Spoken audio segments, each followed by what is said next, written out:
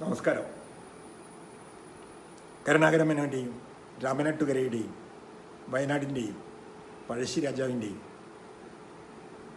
British east India കമ്പനിയുടെയും ചരിത്രവുമായി ഒരിക്കൽ കൂടി. പഴശ്ശി രാജയുടെ മരണത്തെ തുടർന്ന് ഒരു മാനസാന്തരം കരുണാകര മേനോൻ ഉണ്ടായോ എന്ന സംശയം. കരുണാകര മേനോൻ ദീർഘകാലം ലീവ് എടുക്കുകയായിരുന്നു പിന്നീടുണ്ടായിരുന്നത്. പിന്നെ അദ്ദേഹം ലീവ് എടുക്കുക മാത്രമല്ല, അപ്പോഴും കമ്പനിക്ക് ആവശ്യമായ സഹായങ്ങളൊക്കെ ചെയ്തു കൊടുക്കുകയൊക്കെ ചെയ്യുകയായിരുന്നു. എങ്കിൽ കൂടെ ഇനിയൊരു ജോലി ആവശ്യമില്ല എന്ന് പറയുകയും ജോലി രാജിവെക്കുകയും ചെയ്തു. ഈസ്റ്റ് ഇന്ത്യ കമ്പനിക്ക് കരുണാകര മേനോനെ വിടാൻ താല്പര്യമൊന്നും ഉണ്ടായിരുന്നില്ല. ഒരു പല്ലക്ക് കൂടി കൊടുത്തു.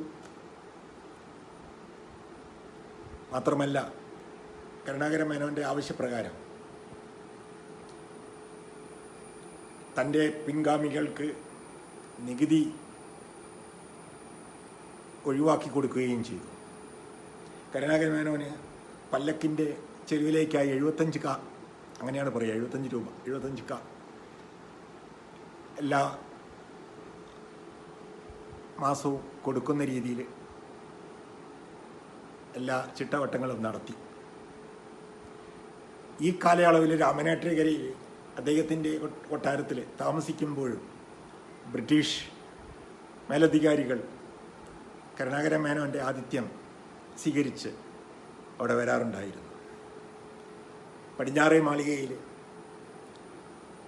സുഖസൗകര്യങ്ങളോടുകൂടി അവർ താമസിച്ചു പോയിരുന്നു. അന്നേരമൊക്കെ ഈ വീടിൻ്റെ താഴെ ഭാഗങ്ങളിൽ ഒരു 1.5 ഫർലോങ് കൂടി ഇപ്പുറത്ത് കടന്നാൽ എത്തിയാൽ വലിയ പുഴയാണ്. ആ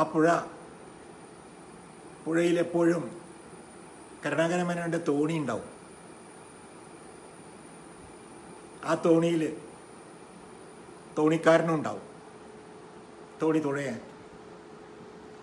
അപ്പോൾ ആതിഥ്യമനുസരിച്ച് അവിടെ എത്തുന്നവർക്ക് വേണമെങ്കിൽ തോണിയിലൊരു യാത്രയാവാം. ഇന്നത്തെ കടവ് റിസോർട്ടിൻ്റെ ആ കടവാണ് ഉദ്ദേശിക്കുന്നത്. ആ മനോഹര തീരത്തുകൂടെ തോണിയിൽ യാത്രയാവാം. മാത്രമല്ല, ഈ കുന്നും പ്രദേശത്തൊക്കെ വന്യജീവികൾ ഇഷ്ടം പോലെ ഉണ്ടായിരുന്നു. അവയെ വേട്ടയാടി കൊണ്ടുവന്ന് ഭക്ഷണം ഉണ്ടാക്കി കഴിക്കുകയും ഒക്കെ ചെയ്യാമായിരുന്നു. നമുക്ക് ഇന്ത്യയിൽ രേഖകൾ സൂക്ഷിക്കുന്ന കാര്യങ്ങളൊന്നും ഇല്ല, ഡയറി കുറിപ്പുകളില്ല. നമ്മളെ ഓരോരുത്തരുടെ കാര്യം ആലോചിച്ചാലും മതി. നമ്മളിൽ എത്ര പേര് ഡയറി എഴുതുന്നുണ്ട്? എൻ്റെ അച്ഛനുണ്ടായിരുന്നു, ഡയറി കുറിപ്പുകളുണ്ടായിരുന്നു. ഒരു അച്ഛൻ്റെ മരണസമയത്ത് ഒരു 20ഓളം ഡയറികളുണ്ടായി. അപ്പോൾ അതിൽ അച്ഛനൊരു കൃഷിക്കാരനായതുകൊണ്ട് അച്ഛന് കാര്യമായിട്ട് ഡയറി കുറിപ്പുകൾ എഴുതേണ്ട ആവശ്യമൊന്നും ഉണ്ടായിരുന്നില്ല. പക്ഷെ ഞാനിത് പറഞ്ഞു വന്നപ്പോൾ ചിലരുടെ ശീലങ്ങളാണ് ഞാൻ പറഞ്ഞത്. അച്ഛൻ വീട് വിട്ട് ദൂരേക്ക് പോകുന്ന ആവശ്യമൊന്നും അച്ഛനുണ്ടായിരുന്നില്ല. അച്ഛന് വീടും കൃഷിയിടവുമായിരുന്നു അച്ഛൻ്റെ ലോകം. പിന്നെ സ്വന്തക്കാരും, പിന്നെ അച്ഛനെ സ്നേഹിക്കുന്ന കുറേ തൊഴിലാളികൾ, അച്ഛൻ്റെ വളർത്തു മൃഗങ്ങളും, ഇതൊക്കെയായിരുന്നു അച്ഛൻ്റെ കാലഘട്ടം. അതുകൊണ്ട് തന്നെ അച്ഛനെ നമ്മൾ മനസ്സിലാക്കുന്നത്, അച്ഛനൊരു നല്ല കർഷകനാണ്. പാടവും പറമ്പും എല്ലാം ജൈവ രീതിയിൽ തന്നെ കൃഷി ചെയ്തിരുന്ന, ഇന്നൊക്കെ ഇപ്പോൾ പറയുന്നുണ്ടല്ലോ ജൈവ രീതിയിൽ വേണമെന്നൊക്കെ, അച്ഛൻ ആ രീതി പിന്തുടർന്ന് വന്ന ഒരു കർഷകനായിരുന്നു. നെൽകൃഷി, കാപ്പിയെ സ്നേഹിക്കുന്നതിനേക്കാൾ കൂടുതൽ നെൽകൃഷിയെ സ്നേഹിച്ച് ഏറ്റവും നല്ല ഒരു നെൽ കർഷകനായിരുന്നു. പാട്ടം കൊടുക്കുക എന്നൊരു പതിവുണ്ടായിരുന്നു. എനിക്ക് നന്നായിട്ടറിയാം. സർക്കാരിലേക്ക് നമ്മൾ നെൽകൃഷി ചെയ്ത് എല്ലാ വർഷവും വില്ലേജ് ഓഫീസർ വന്നിട്ട് ഒരു നിശ്ചിത നെല്ല് എന്തായാലും പാട്ടം കൊടുക്കണം. പാട്ടം കൊടുക്കുക എന്ന് പറഞ്ഞാൽ നമ്മുടെ വീട്ടിൽ അറയിലാണ് നെല്ല് വയ്ക്കുക. അറയുണ്ട്, 3 കള്ളി അറ ഫുള്ളും നെല്ലായിരിക്കും. അതിൽ നിന്ന് ആ കണക്ക് പ്രകാരമുള്ള, സർക്കാരിൻ്റെ കണക്ക് പ്രകാരമുള്ള നെല്ല് ഇത്ര 4 പറ എന്ന് പറഞ്ഞാൽ ഒരു പൊതിയ പറ. നിങ്ങൾ കണ്ടിട്ടുണ്ടോയെന്ന് എനിക്കറിയില്ല. ആ പറയിൽ തൂക്കമൊന്നുമില്ലല്ലോ, അന്ന് ഇങ്ങനെ തൂക്കം മെഷീനൊന്നുമില്ല. അതിൽ അളന്ന് അവർ ചാക്കിൽ കെട്ടി കൊണ്ടുപോകും. അതിന് സർക്കാർ നിശ്ചയിക്കുന്ന അന്നത്തെ വിലയിൽ, സാധാരണ കമ്പോള വിലയിലേക്കാൾ എത്രയോ കുറവായിരുന്നു സർക്കാർ നിശ്ചയിക്കുന്ന വില. അത് പിന്നീട് വില്ലേജ് ഓഫീസിൽ പോയിട്ട് അതിന് തന്നെ കുറേ പ്രാവശ്യം നടക്കണം. അങ്ങനെ ഒരു കാലം ഉണ്ടായിരുന്നു. വീട്ടിൽ സൂക്ഷിക്കാൻ പറ്റില്ല, കൂടുതൽ നെല്ലൊന്നും സൂക്ഷിക്കാൻ പാടില്ല. എപ്പോഴാണ് വന്നിട്ട് റെയ്ഡ് നടക്കുക എന്നൊന്നും അറിയില്ല. അതുപോലെ തന്നെയായിരുന്നു കാപ്പിയും. കാപ്പിക്കുള്ള നിയന്ത്രണങ്ങൾ ഈ അടുത്ത കാലത്താണ് എടുത്തു കളഞ്ഞത്. എൻ്റെയൊക്കെ ചെറുപ്പത്തിൽ ഞാൻ TP3 എന്ന് പറയുന്ന ഒരു കാപ്പി പഴുത്ത് പറിക്കുന്നതിന് മുമ്പ് TP3 എന്ന് പറയുന്ന ഒരു സാധനം Y3 പോയിട്ട് വാങ്ങണം. അവിടെ ക്യൂ നിൽക്കണം. നമ്മൾ കഴിഞ്ഞ കൊല്ലം വാങ്ങിയ TP3 പുസ്തകത്തിൽ അവർക്കുള്ള കൈക്കൂലി വരെ നമ്മൾ അതിൽ വെച്ച് കൊടുക്കണം. ഞാൻ കൊടുത്തിട്ടുണ്ട്, അച്ഛൻ തന്ന പൈസ ഞാൻ കൊടുത്തിട്ടുണ്ട്, എനിക്കറിയാം. എന്നിട്ട് ആ TP3 ഫോം വാങ്ങി അത് പൂരിപ്പിച്ച് കാപ്പി വിൽക്കാൻ പോകുമ്പോൾ വാഹനത്തിൻ്റെ നമ്പർ അടക്കം അതിൽ ചേർത്ത് വെച്ച്, സമയമടക്കം ചേർത്ത് വെച്ചിട്ട് വേണം കാപ്പി കൊടുക്കുക. കാപ്പി കൂടുതൽ വീട്ടിൽ കരുതാൻ പാടില്ല. കാപ്പി ഒരു വർഷം കാപ്പി കുരു വറുത്ത് പൊടിച്ച് കാപ്പിപ്പൊടിയാക്കി കാപ്പി കുടിക്കാനുള്ള ഒരു ചാക്ക് കാപ്പി, ഒരു ചെറിയ കുടുംബത്തിന് ഒരു ചാക്ക് കാപ്പി എടുത്തു വയ്ക്കാം. അത്ര എടുത്തു വയ്ക്കാൻ പാടുള്ളൂ. അതിൽ കൂടുതൽ വീട്ടിൽ വെക്കാൻ പാടില്ല. നിശ്ചിത വ്യാപാരികൾക്ക് മാത്രമേ കാപ്പി കൊടുക്കാൻ പാടുള്ളൂ. കരിഞ്ചന്തയിൽ കാപ്പി വിൽക്കാൻ പാടില്ല. കരിഞ്ചന്തയിൽ പിടിക്കപ്പെടും. ഞങ്ങളൊക്കെ കോഴിക്കോട് എല്ലാറങ്കിയർ സൺസ് അവർക്കായിരുന്നു കൊടുത്തിരുന്നത്. അവരുടെ ലോറി വരും, ചവർലൈറ്റ് എന്ന് പറയുന്ന ഒരു ലോറിയാണ് വരിക. അതൊക്കെ വരുന്ന ദിവസം അച്ഛൻ പറയുകയാണെങ്കിൽ സ്കൂളിൽ നിന്ന് ഓടല ആ ലോറി ഒന്ന് കാണാൻ വേണ്ടിയിട്ട്. ചവർലൈറ്റ് എന്ന് പറയുന്ന ലോറിയാണ് വരിക. അതിൻ്റെ മുൻഭാഗം ഒരു പ്രത്യേക രീതിയിലാണ്. അത് വന്നു കഴിഞ്ഞാൽ ഞങ്ങളുടെ വീട്ടിലേക്ക് എത്തില്ല, റോഡ് എത്തില്ല. പഴയ കാലം ഒന്ന് പറഞ്ഞു എന്നേ ഉള്ളൂ, പറഞ്ഞു പോയതാണ് പറയുമ്പോൾ. അപ്പോൾ നമുക്ക് കരുണാകര മേനോനിലേക്ക് തന്നെ വരാം. കരുണാകര മേനോൻ ലീവ് എടുത്ത് വീട്ടിൽ ഇരിക്കുമ്പോൾ, അല്ല ജോലി രാജിവെച്ച് വീട്ടിലിരിക്കുമ്പോഴും എപ്പോഴാണോ ഈസ്റ്റ് ഇന്ത്യ കമ്പനി ആളെ വിടുന്നത് അന്നേരം പോവുകയും വേണ്ട ജോലി ചെയ്തു കൊടുക്കുകയും ചെയ്യുമായിരുന്നു. അങ്ങനെ ഇരിക്കെ വൈൽസ് എന്ന ബ്രിട്ടീഷ്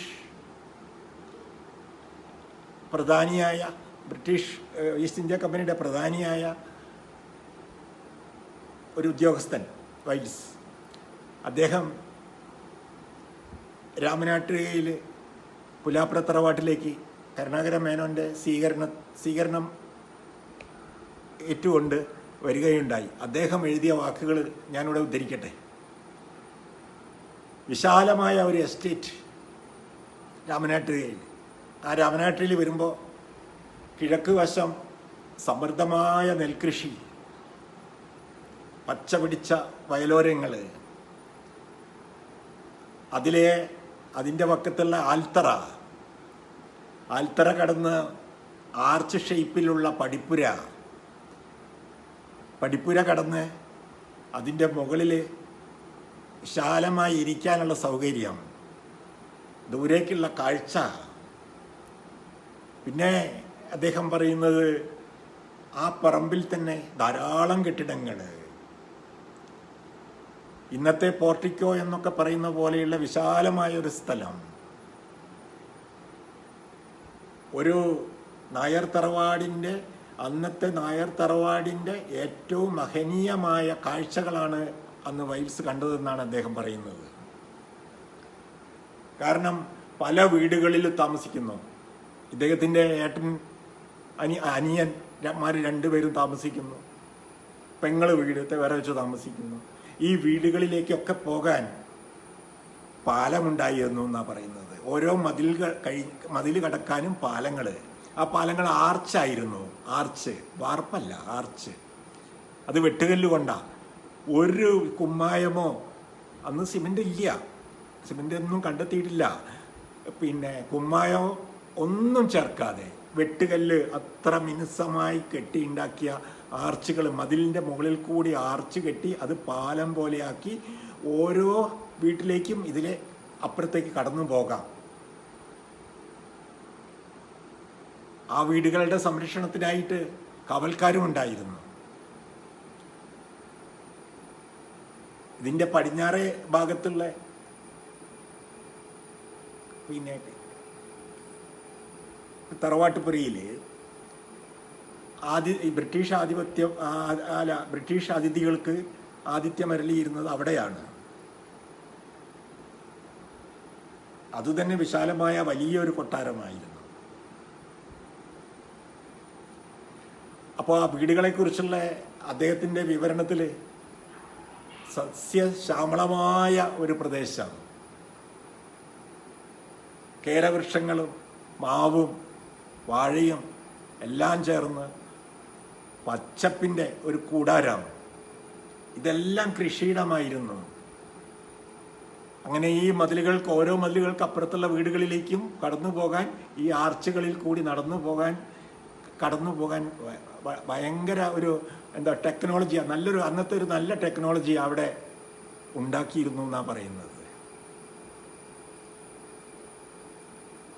അന്ന് ആതിഥ്യം അരളിയപ്പോൾ കുറച്ച് ദിവസം അവിടെ നിന്നു എന്നാണ് പറയുന്നത്, താമസിച്ചു എന്നാണ് പറയുന്നത്.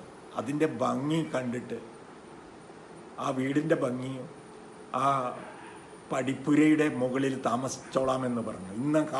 ഇന്ന് അവിടെയുള്ള പടിപ്പുരയുടെ മുകളിൽ താമസിച്ചോളാം. പടിഞ്ഞാറേ ഭാഗത്ത് താമസിക്കുന്നത്, ഇവിടെ താമസിച്ചാൽ കൂടുതൽ കാഴ്ച കാണാം, വയലിൻ്റെയൊക്കെ കാഴ്ച കാണാം.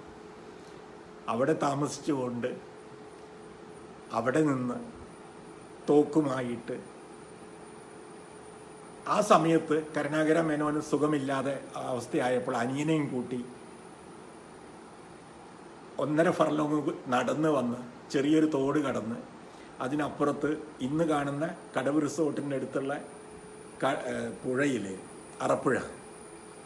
അറപ്പുഴയിൽ ഒരു തോണി എപ്പോഴും കരുണാകര മേനോന് ഉണ്ടായിരുന്നു, ആ കുടുംബത്തിനുണ്ടായിരുന്നു. ആ തോണിയിൽ കുറേ ദൂരം യാത്ര ചെയ്തു. അത് 3 ദിവസം അതേപോലെ യാത്ര ചെയ്തു. തിരിച്ചു വരും, പിന്നെയും പോവും, പിന്നെയും വരും. നല്ല കാലാവസ്ഥയുമായിരുന്നു ആ സമയത്ത്. ഒരു ദിവസം മാത്രമേ മഴയുണ്ടായിരുന്നുള്ളൂ, അദ്ദേഹം എഴുതിയത്. അങ്ങനെ അവിടെ ഇഷ്ടംപോലെ കുന്നുകളായിരുന്നു, ചെറിയ ചെറിയ കുന്നുകൾ. ആ കുന്നുകളിൽ നിറയെ കാട് പിടിച്ച് കിടക്കുന്ന, ഇന്നത്തെ തെങ്ങിൻതോട്ടമോ വീടൊന്നും ഇല്ലായിരുന്നു. കുന്നുകൾ, കാട് പിടിച്ച് കുറ്റിക്കാടുകൾ, വലിയ മരങ്ങൾ ഒക്കെ ആയിരുന്നു. അവിടെ വേട്ടയാടാൻ ഇഷ്ടംപോലെ മൃഗങ്ങളും ഉണ്ടായിരുന്നു. വേട്ടയാടി പിടിച്ചു കൊണ്ടിരിക്കുക, അതൊരു ആ 2-3 ദിവസങ്ങൾ ശരിക്കും ആസ്വദിച്ചു എന്നാണ് പറയുന്നത്. ആ കാലഘട്ടത്തിലേക്ക് അദ്ദേഹത്തിൻ്റെ എഴുത്ത് നമുക്ക് ഉപകരിച്ചു. ഈ കൊട്ടാരത്തിൽ ഭക്ഷണം വിളമ്പുന്നത് എവർ സിൽവർ എന്ന് പറയുന്ന പ്രത്യേകതരം വെള്ളിപ്പാത്രങ്ങളായിരുന്നു. ഒരിക്കലും കറുപ്പ് കളറ്, വെള്ളിക്ക് കുറേ കാലം കഴിയുമ്പോഴുള്ളൊരു കളർ വ്യത്യാസം ഉണ്ടല്ലോ, ആ കളർ വ്യത്യാസം വരാത്ത എവർ സിൽവർ കൊണ്ടുണ്ടാക്കിയ സ്പൂണുകളും പ്ലേറ്റുകളുമായിരുന്നു. അതിലായിരുന്നു ഈ ബ്രിട്ടീഷുകാർക്കൊക്കെ ഭക്ഷണം കൊടുത്തിരുന്നത്. ഈ കേണൽ വൈൽസിൻ്റെ പട്ടാള വിവരണങ്ങളിൽ കൂടി മാത്രമാണ് ഇത്തരം വിവരങ്ങൾ പുറത്തു വന്നത്. അതുവരെ കുടുംബക്കാർ വരെ കരുണാകര മേനോൻ്റെ പറ്റിയുള്ള കഥകൾ കെട്ടുകഥകളാണ്, പഴങ്കഥകളാണ് എന്നൊക്കെയായിരുന്നു പലപ്പോഴും വിചാരിച്ചിരുന്നത്. കേണൽ വൈൽസിൻ്റെ ഈ കഥകൾ പുറത്തു വന്നതോടുകൂടി ആണ് കരുണാകര മേനോൻ്റെ ഇത്തരം കാര്യങ്ങളും ആ വീടിൻ്റെ ചരിത്രങ്ങളും കുറേയെല്ലാം മനസ്സിലാക്കാൻ കഴിഞ്ഞത്. പണ്ടെല്ലാം മുത്തശ്ശിമാർ വാതോരാതെ കരുണാകര മേനോൻ്റെ പറ്റി പറയും. അദ്ദേഹത്തിൻ്റെ രൂപത്തെക്കുറിച്ചും അദ്ദേഹത്തിൻ്റെ കളറുകളെക്കുറിച്ചും അദ്ദേഹത്തിൻ്റെ ലാവണ്യത്തെക്കുറിച്ചും അദ്ദേഹത്തിൻ്റെ ധൈര്യത്തെക്കുറിച്ചും ഒക്കെ പറയുമ്പോൾ ചെറുതലമുറ കളിയാക്കുകയായിരുന്നു. അതൊന്നും കേൾക്കാൻ അവർക്ക് താല്പര്യമുണ്ടായിരുന്നില്ല. ഇന്നും അത് തന്നെയാണല്ലോ നമ്മുടെയൊക്കെ കുടുംബത്തിലും സംഭവിക്കുന്നത്. മുതിർന്നവർ പറയുന്ന പഴയ കാര്യങ്ങളൊന്നും കേൾക്കണ്ട, ഞങ്ങൾക്ക് പുതിയത് കേട്ടാൽ മതി എന്ന് പറയുന്ന ഒരു കാലമാണല്ലോ ഇപ്പോൾ. അങ്ങനെ തറവാട്ട് മുറ്റത്ത് മുത്തശ്ശി കഥകൾ, മുത്തശ്ശിമാർ പറയുന്ന കഥകൾ, അല്ലെങ്കിൽ മുത്തശ്ശന്മാർ പറയുന്ന കഥകൾ, കരുണാകര മേനോനെ പറ്റിയിട്ടുള്ള വർണ്ണനകൾ പറയുമ്പോൾ ഇതിലൊന്നും വലിയ കാര്യമൊന്നുമില്ല, ഇതിലൊന്നും വലിയ കാര്യമില്ല, ഇതൊക്കെ വെറുതെ പറയുന്നതാണ് എന്ന് മാത്രമാണ് പുതിയ തലമുറ വിചാരിച്ചിരുന്നത്. ഇപ്പോൾ പഴയ സിനിമ ഇപ്പോൾ പുനരുജ്ജീവിപ്പിച്ച് വരുന്നുണ്ടല്ലോ, ഒരു വലിയ മാറ്റം വന്നുകൊണ്ടിരിക്കുക. ഇപ്പോൾ പഴയ സിനിമകൾ ഇനിയിപ്പോൾ കിലുക്കവും പിന്നെ മണിച്ചിത്രത്താഴൊക്കെ ഇപ്പം അടുത്തിറങ്ങും. എല്ലാത്തിനുണ്ട് ഒരു പരിധി. എത്ര ആധുനികതയിലേക്ക് പോവുകയാണെങ്കിലും ഒരു മടുപ്പ് വരും, പഴമയിലേക്ക് പോകും, തീർച്ചയാണ്. അതാണിപ്പോൾ ഈ പഴയ സിനിമകൾ ഇപ്പോൾ അടുത്തിറങ്ങിയ ഒരു സിനിമ ഇപ്പോൾ ഇറങ്ങിക്കഴിഞ്ഞു, കുറേ എണ്ണം പടിപ്പുരയിലാണ്. കാരണം പഴയ ഫിലിമിൽ നിന്ന് വ്യത്യസ്ത വരുത്തിയിട്ടാണ് ഇപ്പോഴത്തെ ശബ്ദ ക്രമീകരണങ്ങളൊക്കെ കുറേ മാറ്റം വരുത്തി, വലിയ മാറ്റം വരുത്താനുണ്ട്. അതിനൊക്കെ ടെക്നോളജി ഉണ്ട്. ആ ടെക്നോളജിയിൽ മാറ്റം വരുത്തി ഇന്ന് കാണാൻ പറ്റിയ രീതിയിലേക്ക് മാറും. പഴയ കളർ ഫിലിമാണെങ്കിലും വർഷങ്ങൾ കഴിയുമ്പോൾ വലിയ മാറ്റം വരുന്നുണ്ട്. അപ്പോൾ അതിൽ വ്യത്യസ്തത വരുത്തിക്കൊണ്ട്, ശബ്ദത്തിൽ വ്യത്യാസം വരുത്തിക്കൊണ്ട് പിന്നെ പുതിയ രൂപത്തിലേക്ക് ഫിലിം വരികയാണ്. അത് കാണാൻ കാത്തിരിക്കുകയാണ് ആൾക്കാർ. ഇപ്പോൾ ഒരു സിനിമ ഇറങ്ങിയത് ചെറുപ്പക്കാരാണ് പോയി കണ്ടത്. മോഹൻലാലിൻ്റെ ഒരു പടം, പരാജയപ്പെട്ട പടം, വിജി തമ്പിയുടെ. അതിപ്പോൾ പുതുതായി വന്നപ്പോൾ ഏറ്റവും ആദ്യം പോയി കണ്ടത് പുതിയ തലമുറയാണ്. എൻ്റെ മകനും കണ്ടു. നല്ലതാണ്, നല്ല പടമാണ് എന്ന് വിളിച്ചു പറയുക ചെയ്തത്. ചോദിച്ചിട്ടല്ല പറഞ്ഞത്, ഇങ്ങോട്ട് വിളിച്ചു പറയുക ചെയ്തത്. പടം കണ്ടു, നല്ലതായിരുന്നു. ഞാൻ കണ്ടിട്ടില്ല പടം. അതാണ്. അപ്പോൾ പഴയ തലമുറ പറയുന്ന കാര്യങ്ങൾ കേൾക്കാൻ താല്പര്യമുണ്ടാവില്ല. ഞാനിപ്പോൾ ഇത്രയും ദിവസം പറയുന്ന ഈ കരുണാകര മേനോനെയും ഈ പുലാപ്ര തറവാടിനെ പറ്റിയും പറയുമ്പോൾ ഇത് കേൾക്കുന്നവർക്ക് ഇതൊരു പഴങ്കഥ മാത്രമായിട്ടായിരിക്കും തോന്നുക. പക്ഷെ ഇതൊരു ചരിത്രമാണ്. ഇന്നല്ലെങ്കിൽ നാളെ ചർച്ച ചെയ്യപ്പെടുന്ന ഒരു കാര്യമായിരിക്കാം. ഞാൻ എന്തുകൊണ്ടോ മുൻകൂട്ടി ഇതിനെ താല്പര്യം കാണിച്ചതുകൊണ്ടാണ് എത്രയോ വർഷമായിട്ട് ആഗ്രഹിച്ച കാര്യമാണ് എനിക്കിപ്പോൾ നിറവേറ്റാൻ കഴിഞ്ഞത്. ആ കുടുംബത്തിലെ പലരെയും കണ്ടു സംസാരിച്ചു എന്നല്ലാതെ പഴയ കഥകളിലേക്കൊന്നും അധികം ആരും എത്തിച്ചേരാറില്ല. നമ്മളങ്ങനെ പോയി സംസാരിക്കാറുമില്ല. അപ്പോൾ പുലാപ്ര തറവാടിൻ്റെ ആ ഭംഗി ആസ്വദിക്കാൻ വൈൽസിൻ്റെ വരികൾ വളരെ ഉപകാരപ്രദമായി. നോക്കണം, കേരളത്തിലെ നമ്മളുടെ ഒരു വീടിൻ്റെ, ഒരു പറമ്പിൻ്റെ ഭംഗി വർണ്ണിക്കാൻ ഒരു ഇംഗ്ലീഷുകാരന് കഴിഞ്ഞു. അതോ അന്നത്തെ പ്രധാനപ്പെട്ട ഒരു ബ്രിട്ടീഷ് ഉദ്യോഗസ്ഥന്. അദ്ദേഹത്തിൻ്റെ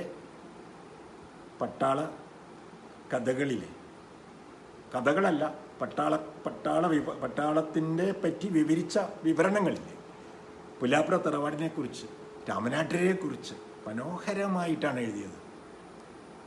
അത് രാമനാട്ടുകാർക്ക് സന്തോഷിക്കാം അക്കാര്യത്തിൽ. പഴശ്ശിരാജ സിനിമ കണ്ടപ്പോഴോ അല്ലെങ്കിൽ പഴശ്ശിയെക്കുറിച്ച് ചിന്തിക്കുമ്പോഴൊക്കെ ഓർമ്മ വരുന്നത് കാര്യങ്ങൾ നിന്ന് വ്യത്യസ്തമായിട്ട് ചരിത്രം ഉണ്ടായിട്ടുണ്ട് എന്ന് തന്നെയാണ് പറയാൻ കഴിയുക. ഒരു സിനിമയ്ക്കൊക്കെ ഒരു പരിമിതികളുണ്ട്. അതിൻ്റെ വിജയത്തിനായിട്ട് പലതും കൂട്ടിച്ചേർക്കുകയും എഴുതി ചേർക്കുകയും ഒക്കെ ചെയ്യും. നാടകമായാലും ഒരു കഥ എഴുതിയാലും ഇപ്പോൾ എനിക്ക് വേണമെങ്കിൽ കൂട്ടിച്ചേർക്കാം. ഞാൻ കൂട്ടിച്ചേർത്തിട്ടില്ല ഇതിലൊന്നും. എനിക്ക് കിട്ടിയ അറിവുകളിൽ നിന്ന് കുറച്ച് മാത്രമാണ് ഞാൻ നൽകിയത്. കാരണം പരിമിതികളുള്ളത് കൊണ്ട് ഇവിടെ സംസാരിക്കാൻ പരിമിതികളുണ്ട്. ആ പരിമിതികളിൽ വെച്ചുകൊണ്ട് മാത്രമാണ് എനിക്കിത് ചെയ്യാൻ കഴിയുക. എന്നെ ആരും നിയന്ത്രിച്ചതല്ല. നമുക്ക് സമയപരിമിതികളുണ്ട്. ഇല്ല, നിങ്ങൾക്ക് കേൾക്കുന്നതിൽ ഒരു പരിമിതികളില്ലേ? തിരക്ക് പിടിച്ച ജീവിതത്തിൽ എത്രയാ കേൾക്കുക? രാമനാട്ടുകരയുടെയും കരുണാകരമേനോൻ്റെയും പുലാപ്പുറ തറവാടിനെയും കേരളത്തിൻ്റെയും ചരിത്രവുമായിട്ട് വീണ്ടും കാണാം. നന്ദി, നമസ്കാരം.